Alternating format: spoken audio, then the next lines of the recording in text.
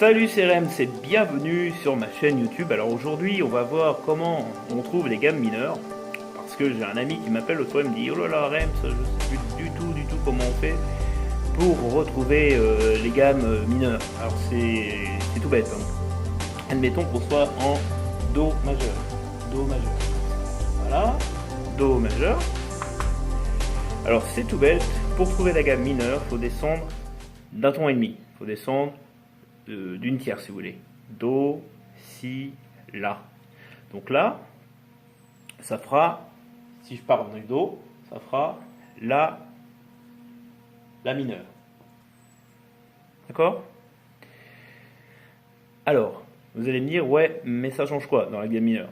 Alors qu'est-ce que ça va changer? Ça va changer la septième note de la gamme, sachant que je vous parle en gamme mineure normale, parce qu'il y a plusieurs modes, tout ça, donc là je vous parle pas de ça, je parle des gammes mineures. Donc la mineure aura le sol dièse qui sera altéré, d'accord?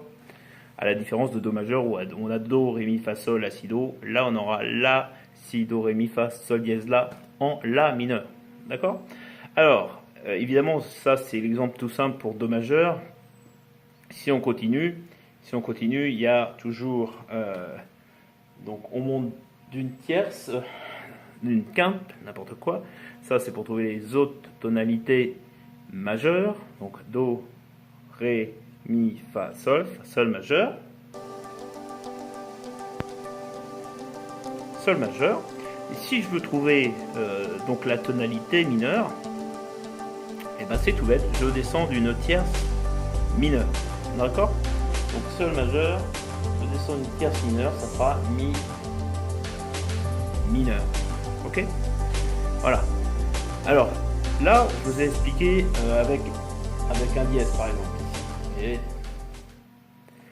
si je vais vous expliquer avec des bémols, avec un bémol par exemple, hein, là pareil, si je veux trouver la gamme de majeur, Do, Si, La, Sol, Fa, donc là je descends d'une quinte, Fa majeur.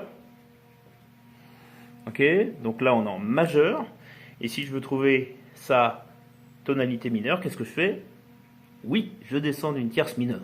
Bravo, vous avez compris.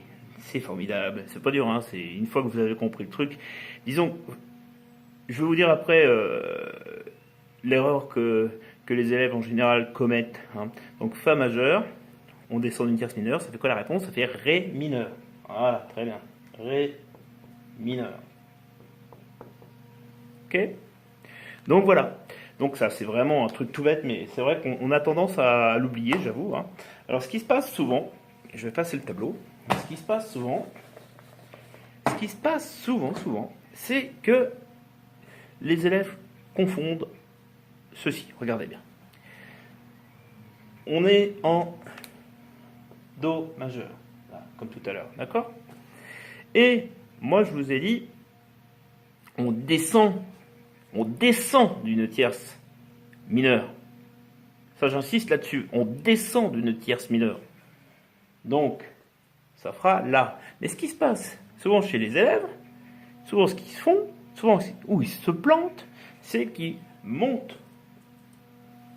Ils montent d'une tierce. Et là, c'est pas du tout la bonne réponse pour trouver la gamme mineure par rapport à la gamme majeure. Voilà. Donc en général, sinon après, ça fera une fausse réponse, ça fera Mi mineur, et ça ne sera pas du tout la bonne réponse de la gamme mineure par rapport à la gamme majeure. Voilà.